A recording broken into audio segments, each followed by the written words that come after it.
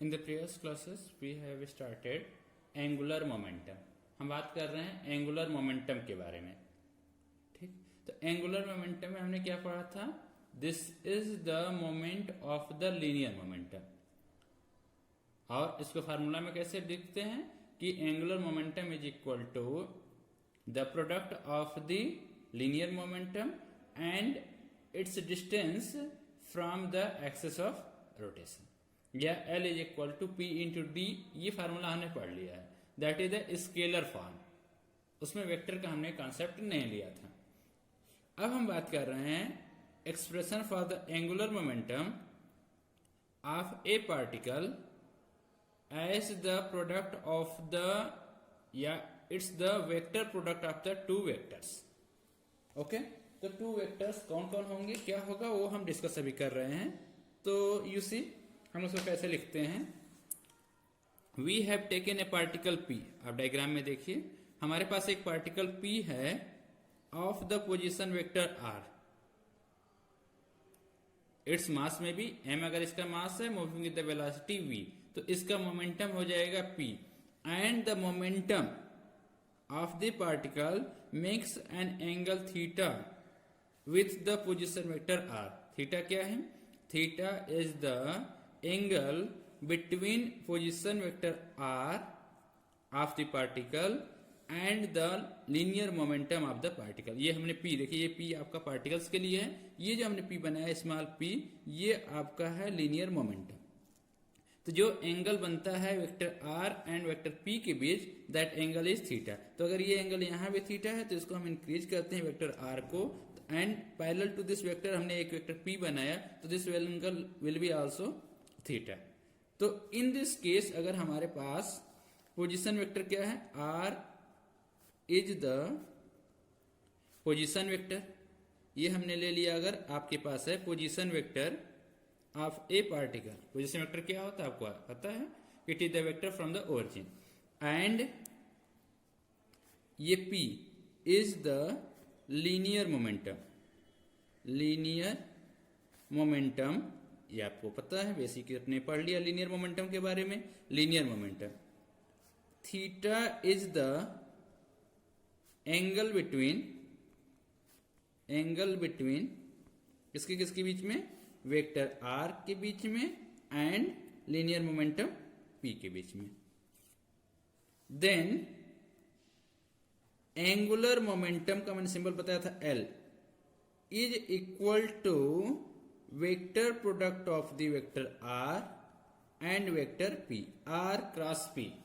This is the expression you remember कि angular momentum of a particle is equal to the vector product of the, या cross product of the linear momentum position vector and the linear momentum. L is equal to r cross p. This is the expression for the linear momentum. अब ये तो हो गया.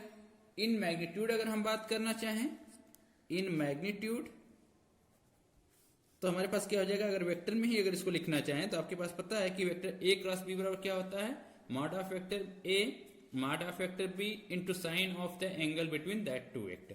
तो ये हमारे पास क्या हो जाएगा, ये हमारा r p और इसके बीच के एंगल का साइन, और ये यूनिट वेक्टर n.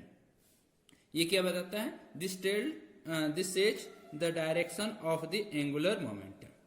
और इसको कैसे दिया जाएगा, चलिए ये हो गया, ये तो वेक्टर में हो गया. अगर हम एल के मैग्नीट्यूड की बात करें तो ये क्या हो जाएगा, are p sine theta in magnitude. ये तो हमारा क्या है, in this is the magnitude, ये आपका मैग्नीट्यूड में है. This is in the terms of in magnitude. ये हम अभी रहने देते हैं. ठीक, this is the equation number 1, this is 2 and this is equation number 3. ये हमारे पास हो गया. अब इसकी डायरेक्शन जैसे मैंने आपको बताया था टार्क की डायरेक्शन, तो इसकी डायरेक्शन किससे दी जाएगी, इसको हम नोट कर लेते हैं. Directions will be given by directions, किसकी, direction of angular momentum L, vector L is given by right hand rule. किस रूल से, राइट हैंड रूल. जो भी क्रॉस प्रोडक्ट की डायरेक्शन के लिए जो यूज किया जाता है vector method, that will be used to find out the direction of the angular momentum. जैसे क्या है, अगर मान लीजिए वेक्टर, इसको समझते हैं कि वेक्टर आर की डायरेक्शन ये है, वेक्टर पी की डायरेक्शन ये है, तो इन the direction of the angle, ये आपका रोटेशन है, ये मिनिमम एंगल हम मानते हैं। तो आर और पी के बीच एंगल में अगर आप अपने राइट हैंड की फिंगर्स को कर्ल करें तो जो भी थंब की डायरेक्शन होगी that will give the direction of the angular momentum. ये चीज हमने डिस्कस कर लिया है, right hand rule in the momentum. तो क्लियर हो गया। यहां पे हमारे पास क्या है, direction of the angular momentum in the direction of the positive Z axis. अगर हमारे पास ये सिचुएशंस है, if the linear momentum and the position vector are is in X Y plane, अगर ये एक्स वाई प्लेन में होंगे तो angular momentum will be in Z direction. तो ये हो गया। कुछ पर्टिकुलर केस भी हम देख ले रहे हैं। फर्स्ट केस हमारे पास हो जाएगी, इफ अगर हम थीटा बराबर 0 ले लें या 180 डिग्री, अगर हमारे पास थीटा बराबर 0 डिग्री हो या 180 डिग्री हो, देन मतलब क्या है, linear vector position vector and linear momentum के बीच का एंगल 0 है, means both are parallel to each other or anti parallel to each other. तो आपके पास साइन 0 का वैल्यू, सॉरी साइन थीटा बराबर कितना हो जाएगा, दिस विल बी 0 ना, क्योंकि साइन 0 बराबर 0 होता है, साइन 180 बराबर भी 0 होता है, तो sine theta will be equal to 0। तो ये हमारे पास क्या हो जाएगा, therefore magnitude of the angular momentum is equal to r p, this is from the third r p sine of theta, और this will be equal to r p into 0, this will be equal to 0। मतलब angular momentum of the particle is 0, that is L is 0 कब, when angle between angular momentum, sorry linear momentum and the position vector r is 0, या if the line of action of linear momentum passes through the point of rotation, ठीक है, is 0 if the line of action of, if the line of action of linear momentum, line of action of linear momentum passes through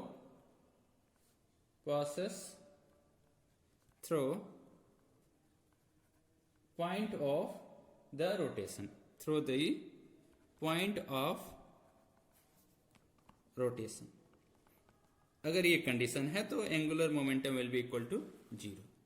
next case हम discuss कर ले रहे हैं, if theta is equal to 90 degree, then sine theta बराबर कितना हो जाएगा, sign 90 के लिए क्या होता है, साइन थीटा का वैल्यू मैक्सिमम होता है, and this will be equal to 1। Then the magnitude of the angular momentum कितना हो जाएगा, आर पी इंटू 1, और ये हो जाएगा आर इंटू पी। ये क्या है, this is the maximum value of the angular momentum. मतलब ये कब होगा angular momentum, if that is angular momentum will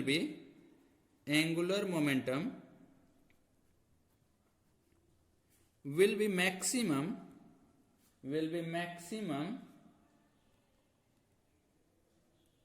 if the line of action of moment, if the line of action of linear momentum या हम P बात कर सकते हैं, momentum is perpendicular to the position vector, is perpendicular to the position vector. तो ये हमारे पास है angular momentum in terms of the vector product of two vector, means vector L is equal to vector R cross vector P. और इसकी particular case भी हमने देख लिया, और उसकी direction will be given by right hand rule या screw rule से भी हम इसको दे सकते हैं। जो भी डायरेक्शन ए क्रॉस बी की डायरेक्शन को पता करने के लिए यूज किया जाता है, that directions will B can be used here also. तो ये चीज हमने पढ़ लिया about the angular momentum. Now will discuss the angular momentum in terms of its component form, it's rectangular component here we are talking. चलिए, just now we have discussed the expression for the angular momentum in vector form. हमारे पास क्या है, vector are is equal to, sorry vector L is equal to angular momentum is equal to cross product of position vector and the linear momentum. ये तुमने पढ़ा है अभी कि L is equal to r cross p. अब in terms of अगर component अगर हम लिखना चाहें तो वी हैव अगर पोजीशन वेक्टर आर बराबर हम लिखते हैं एक्स आई कैप प्लस वाई जे कैप प्लस जेड के cap. As in case of the torque जैसे हमने काम किया वैसे same work we will do here. ये हो गया। अगर हमारे पास linear momentum in terms of component form अगर हम मान लेते हैं पी एक्स आई कैप। पी एक्स क्या है? Component of the linear momentum in the direction of I cap या एक्स डायरेक्शन भी हम बोल सकते हैं, क्योंकि आई कैप की डायरेक्शन और एक्स एक्सिस की डायरेक्शन सेम होती है। ये हो गया P Y unit vector J plus P Z, this is the component P Z और दिस इज के कैप। ये हो गया। अगर हमारे पास आर और पी के कंपोनेंट फॉर्म में अगर दिया हुआ है and if the component of if L component L angular momentum if the angular momentum L in component is, इसको हम एल बराबर लिख लेते हैं एल एक्स आई कैप प्लस एल वाई जे कैप प्लस एल जेड के cap. Then what we have? Then we have, चलिए हम cross product की डिफिनेशन यूज करते हैं। तो हमारे पास क्या होता है क्रॉस प्रोडक्ट में? L is equal to vector R cross P, this is from the one, यह हमने पीछे पढ़ ही लिया है। अब कंपोनेंट इसके लिखते हैं तो क्या हो जाएगा? आर के कंपोनेंट क्या हो जाएगा? एक्स आई कैप प्लस वाई जे कैप प्लस जेड के cap cross product of P के कंपोनेंट पी एक्स आई कैप पी वाई जे कैप पी जेड के कैप। ये हो गया हमारे पास। अब आपने पता है कि कैसे क्रॉस प्रोडक्ट में लिखते हैं, ऐसे हम डिटरमिनेंट बनाते हैं and we are writing the first of all, first column में क्या लिखते हैं? I cap J cap K cap. Second में इसके कंपोनेंट लिखते हैं तो ये X Y Z. Then third row में इसके component P X P Y and P Z. इस डिटरमिनेंट को ओपन करना भी आता है, मैंने आपको अच्छे से समझाया है in case of the torque. तो similar work we are doing here. तो ये हम क्या लिख सकते हैं? पहले हम आई कैप, तो आई कैप के कंपोनेंट क्या होंगे? आईथ रो, ये हम पहले इसके इस रो को और इस कॉलम को ब्रेक कर देंगे, इसको नहीं लेंगे तो हम क्या करेंगे? Y into P Z minus Z into P Y I cap. This is minus, यहां माइनस होता है तो जे लेते हैं तो दिस मल्टीप्लाइड बाय दिस। अगर हम इसको प्लस कर लेते हैं तो हमें दिस की बजाय हमें ये करना पड़ेगा। तो ये हमारे पास हो जाएगा z into P x minus Z into P x minus x into P z j cap plus k cap में क्या आ जाएगा? के कैप के लिए हमें इस कॉलम को और इस रो को छोड़ना पड़ेगा, तो X into P Y X P Y minus Y into P X, ये हो गया। और यहां पे क्या हो जाएगा? यूनिट वेक्टर के। ये हमारे पास है एल इज इक्वल टू। अब एल के हमारे पास एक्सप्रेशन है, एल को what we can write down? L can be written as L X I cap plus L Y J cap plus L Z के कैप। क्लियर? और this is equal to same term is there Y P Z minus Z P Y I cap plus Z P x minus X P Z sorry J cap plus X P Y minus Y P X K cap. I think this is clear. Now comparing, on comparing both sides, what we get? ith component of angular momentum in I cap direction क्या हो जाएगा? L x is equal to y p x minus z p y. Ly is equal to zpx minus xpz. Lz is equal to xpy minus ypx. So this is the angular momentum in terms of the rectangular component. So this is all about that. ये हमारे पास क्या हो गया, this is the angular momentum, angular momentum, momentum in terms of rectangular component, in terms of rectangular component, ठीक, means in terms of the component of position vector r and the linear momentum p. तो this is all about this. चलिए next topic हम पढ़ते हैं, relation between torque tau and the angular momentum, torque vector tau and the angular momentum L. चलिए, we have discussed, since we have previous formula, we have knowledge, we have done this, we have what we have. सबसे पहले हमारे पास जो torque की definition जो हमने पढ़ा था, टार्क टाउ बराबर क्या पढ़ा था, r cross f, vector r cross vector f, ये तो हमने पढ़ लिया है in case of the torque. और एंगुलर मोमेंटम क्या है, एंड एंगुलर मोमेंटम का फार्मूला जस्ट हमने किया, एंगुलर मोमेंटम ये हमारे पास क्या हो जाएगा, L is equal to vector R cross P. ठीक है, दिस इज इक्वेशन नंबर 2. अब हम क्या करते हैं, इक्वेशन 2 को डिफरेंशिएट कर दे रहे हैं with respect to time t. Differentiating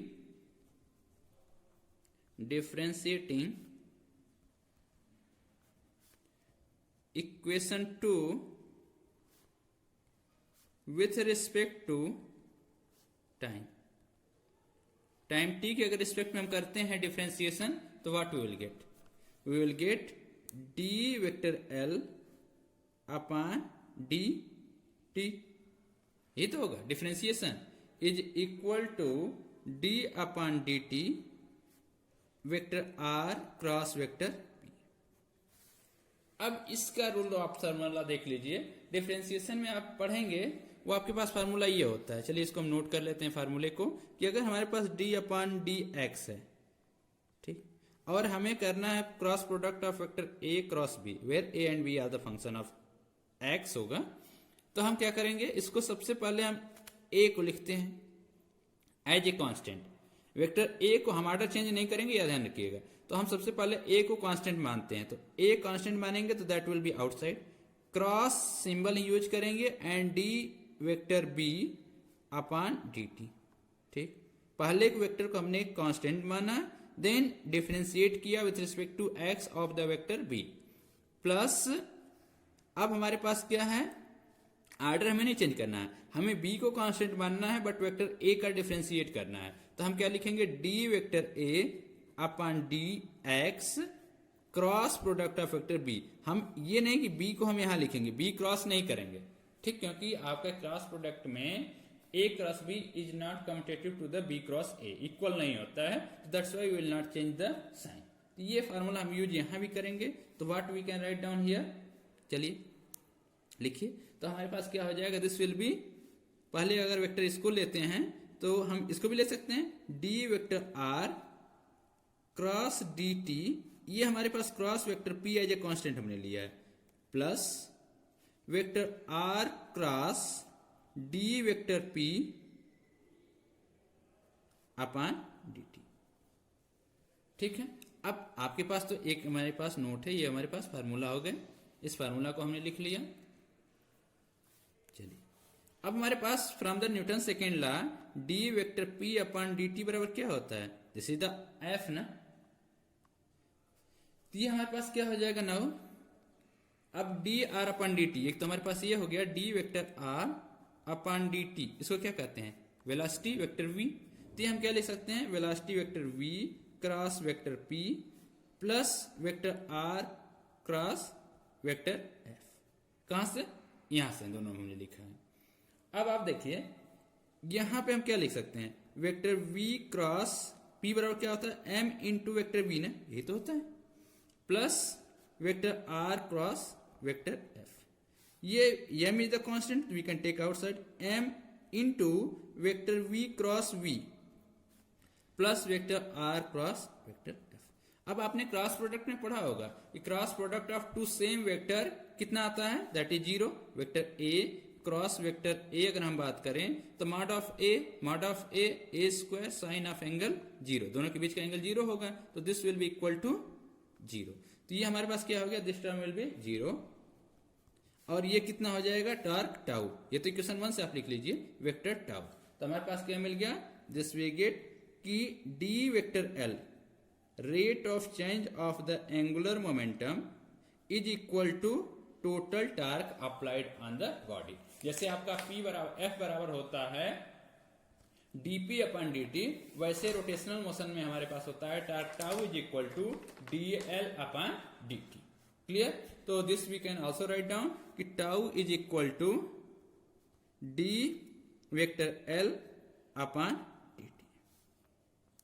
इसको अगर वर्ड में हम लिखना चाहें तो वर्ड में हम लिख सकते हैं कि torque acting on the body is equal to rate of change of the linear angular momentum. इसको वर्ड में लिख लेते हैं कि thus the torque acting on a particle, the torque acting on a particle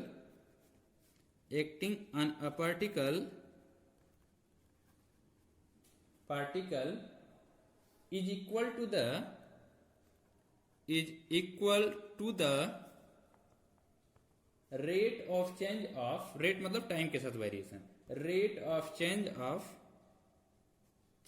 of what, angular momentum, rate of change of angular momentum। तो this is all about the torque के बारे में हमने पढ़ लिया और एंगुलर मोमेंटम का relation कि टार्क टाउ बराबर होता है rate of change of the angular momentum, tau is equal to dl upon dt। Similar to the linear motion कि f is equal to dp upon dt। ये चीज हो गया।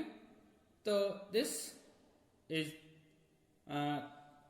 For a system of particle. Note हम कर लेते हैं यहीं पे, इस टॉपिक को भी नोट कर लेते हैं। नेक्स्ट हमारे पास यही होगा कि अगर ये तो मान लीजिए हमने क्या किया, एक सिंगल पार्टिकल के लिया है, this is for a single particle. अगर हमारे पास so many particles are there for a system of particle, similarly for a system of particle, similarly for a system of particle, for a system of particles, क्योंकि हम एक particles की बात कर रहे हैं। अगर हमारे पास सिस्टम ऑफ पार्टिकल्स होंगे then also we have what we have, the rate of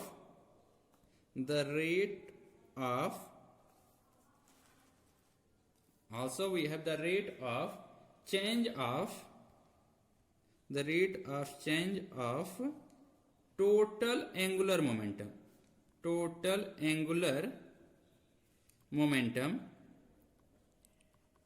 यहां पे हमारे पास सिंगल पार्टिकल है तो L हमने लिया है। अब हम क्या करेंगे, टोटल एंगुलर मोमेंटम को जोड़ लेंगे। तो rate of change of total angular momentum of a system of particles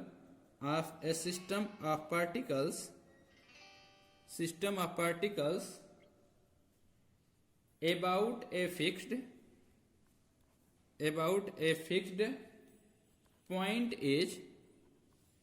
point is equal to the total। जैसे हमने क्या किया था in case of the linear motion, हमने पढ़ा था कि total F external is equal to dp upon dt। तो वैसे total torque external, total torque tau, same work हम वहां पे करते हैं जैसे यहाँ पे हमने किया है। यहाँ पे हमने जैसे करते हैं वैसे ही हम इंटरनल फोर्स को लेंगे और इंटरनल फोर्स का कंट्रीब्यूशन 0 हो जाएगा। तो हमारे पास जो एक्सटर्नल टार्क बचेगा वही आपका total rate of change of the angular momentum के लिए रिस्पॉन्सिबल होगा।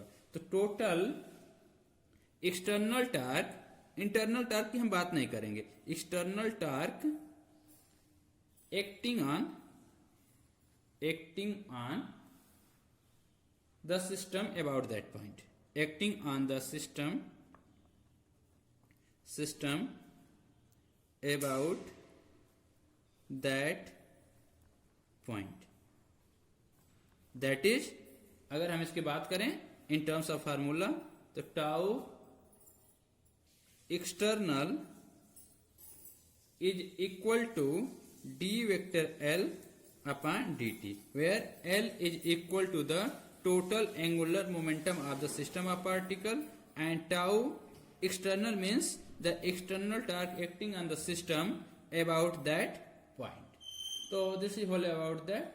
अब इसी से हमारे पास एक चीज और हम समझ लेते हैं कि अगर हम मान लेते हैं, चलिए वो चीज हम समझ लेते हैं यहीं पे.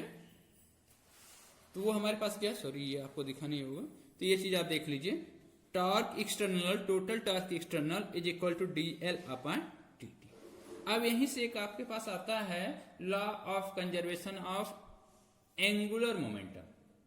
लीनियर मोमेंटम तो आपने पढ़ लिया है. Similar to that we have an law of conservation of angular momentum. वो क्या होता है, चलिए यही समझ लेते हैं कि this implies if tau external is equal to, अगर जीरो हो जाए, total torque acting on the body is equal to zero, तो हमारे पास क्या हो जाएगा, d vector L upon d t बराबर जीरो. और किसी चीज का रेट ऑफ चेंज अगर जीरो है तो दिस इंप्लाइज कि L should be what, this should be equal to constant. ये चीज आपने बेसिक पढ़ लिया, उसी का सिंपल रिवीजन है कि आपका total angular momentum of a system of particles will remain constant if there is no external torque acting on the system. जैसे वहां पे पढ़ा था कि लॉ ऑफ लीनियर मोमेंटम क्या होता है कि the total linear momentum of a system remains constant if there is no external force acting on the particle.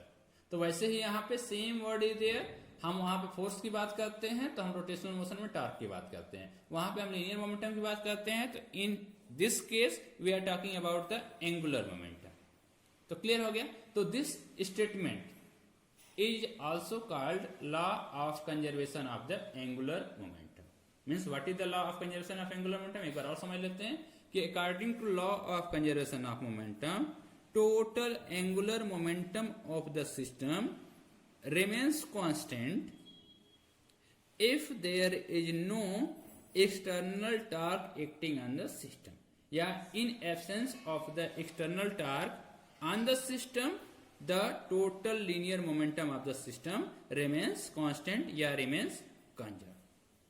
तो this is whole about the torque. अब नेक्स्ट टाइम पढ़ेंगे equilibrium of the